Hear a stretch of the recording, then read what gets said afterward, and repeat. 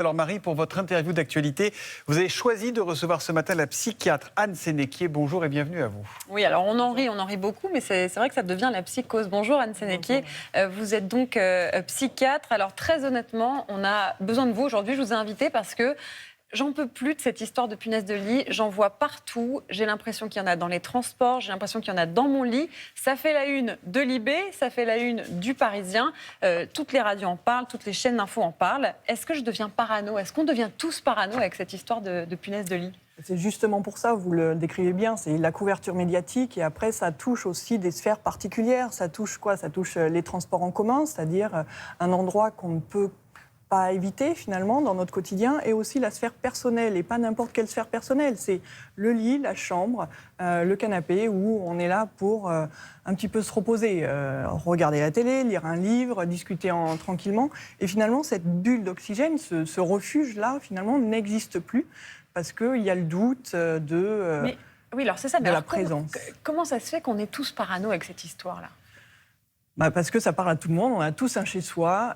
Et puis finalement, quand on va parler des punaises de lit, même si on ne les a jamais rencontrées, ça va faire écho un petit peu à toute la pédiculose, c'est-à-dire les poux, les ceci, les cela. Donc ça va réactiver tout plein de mauvais souvenirs, parce que chaque souvenir est encodé dans le cerveau avec toute une myriade de sensations, les 5 sens, mais aussi le ressenti, positif ou négatif. Là, on va Alors les sens, le toucher, moi, à chaque fois que j'y pense, je me gratte. En préparant cette interview, je me grattais. Ouais, c'est normal de se gratter quand on en parle? Mais en fait, c'est la réactivation, justement. On va penser punaise de lit dans le cerveau, ça va faire le lien avec les poux, ça va faire le lien avec le truc irritant qui gratte et ainsi de suite. Donc en fait, vous n'allez pas vraiment vous gratter, vous allez un petit peu... Ah si, je me gratte, je vous le dis. Ah si, franchement. Ce que je veux dire, c'est que ça n'a pas persisté.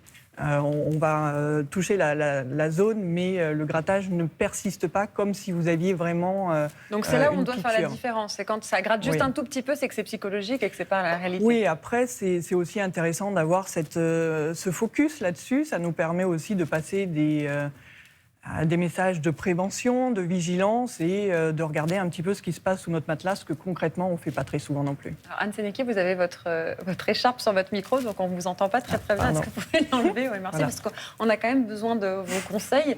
J'ai envie de faire quand même le mea culpa des médias. Nous, notamment à Télématin, on en parle tout le temps. Est-ce que ça participe à la psychose collective? Vous en parliez tout à l'heure. Oui, parce que finalement, en tant que média mainstream, ça touche beaucoup de monde. C'est souvent repris par les réseaux sociaux. La problématique du réseau social, c'est que c'est aussi une sorte de huis clos, un entre-soi où on assène des pseudo-vérités qui sont souvent des fake news. Et du coup... Il faut savoir qu'une fausse rumeur va circuler 6 fois plus vite qu'une vérité. Donc c'est facile après de lire sur les réseaux sociaux qu'il y en a partout, que c'est la catastrophe. Alors en fait, des punaises de lit, il y en a toujours eu. En 1946, il y avait même une sorte de SAMU des punaises de lit à Paris. Où il y avait... Regardez, vous dites en 1946, il y en avait aussi en 1964. On a trouvé une archive comme quoi les punaises de lit, ça date pas d'hier. Non. Les retours de vacances nous réservent parfois des surprises assez désagréables et certains Parisiens ont trouvé chez eux des locataires indésirables. Les stations de désinfection reçoivent en ce moment de nombreux coups de téléphone des Parisiens qui se plaignent d'être envahis par des parasites d'appartements. Les services sont actuellement submergés de coups de téléphone. Les Parisiens rentrant de vacances sont tous surpris de voir leur appartement envahi par 3 espèces de parasites, et par ordre, les cafards, les punaises et les puces. Alors c'était en 1964, donc comme quoi les punaises de lit ont toujours été à Paris. Il faut qu'on se calme un petit peu. Ce qui se passe aussi quand on est infesté, c'est qu'on passe assez vite de victime à coupable. Il y a un sentiment de honte un petit peu. On a l'impression que c'est quelque chose comment on appelle ça? Péjoratif. Oui, c'est ça, de péjoratif. On dit que c'est une question d'hygiène. On dit que le jugement social est lourd. Il y a des gens qui gèrent assez difficilement.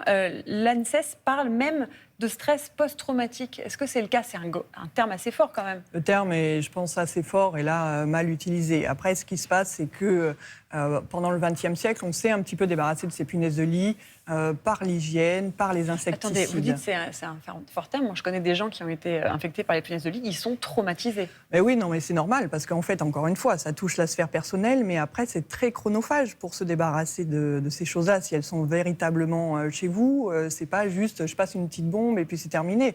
Il faut traiter tous les meubles, tous les matelas. Parfois, ils ne sont pas récupérables. Donc c'est quelque chose qui prend énormément de temps, qui est coûteux aussi parce que généralement, vous devez affaire à un professionnel. Et finalement, facilement, ça va courir sur un mois. Un mois où vous n'avez pas que ça à gérer, un mois où il y a tout le reste. Donc en fait, c'est plus un stress pré-traumatique.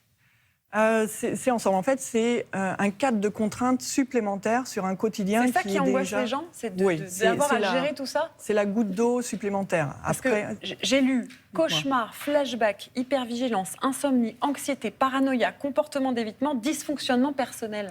Oui, alors ça, effectivement, on est sur un stress post-traumatique dans cette symptomatologie que vous décrivez. Mais généralement, ces événements-là n'arrivent pas si vous trouvez juste un petit foyer de punaise de lit et que par ailleurs, votre vie fonctionne de manière assez simple sur une personnalité qui n'a pas de pathologie préétablie.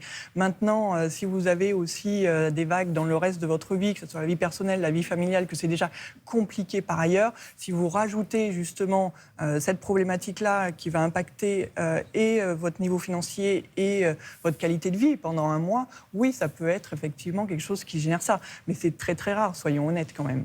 Est-ce que ça peut faire sourire quand même ce sujet? Les punaises de lit, c'est pas si grave, vous en parliez.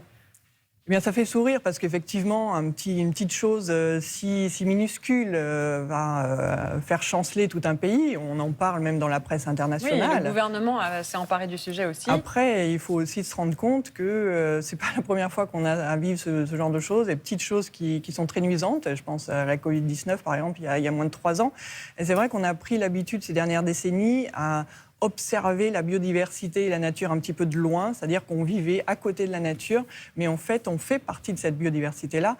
Et la spécificité des punaises de lit, c'est qu'elles ne suivent pas la saleté, comme on peut l'entendre parfois, mais elles suivent l'être humain, la chaleur, la sécrétion de CO2. Alors, Donc, parler aux gens qui nous regardent, qu'est-ce qu'on fait pour se calmer par rapport à ça, aux punaises de lit principalement? Calmer. Bon, déjà, si on n'a pas de piqûre, ça veut probablement dire que vous n'avez pas de punaises de lit chez vous. Si vous êtes stressé, vous pouvez en profiter pour changer tous les draps de la maison. Ça sera déjà un bon point. Donc, changer les draps chez vous. On regarde aussi sous les matelas parce que c'est là où c'est chaud, où elles vont vraiment aller dans les coins des canapés. On peut retourner les matelas des canapés. On peut faire une inspection, en fait. Et si on ne voit pas, effectivement, ces petites déjections noires et qu'il n'y a pas de piqûre non plus, on peut relativement s'apaiser. On se calme et on respire. Merci beaucoup, Anne Sénéquier. Je rappelle que vous êtes psychiatre, chercheuse à l'IRIS, spécialisée sur les questions de santé. Merci beaucoup. Avec plaisir.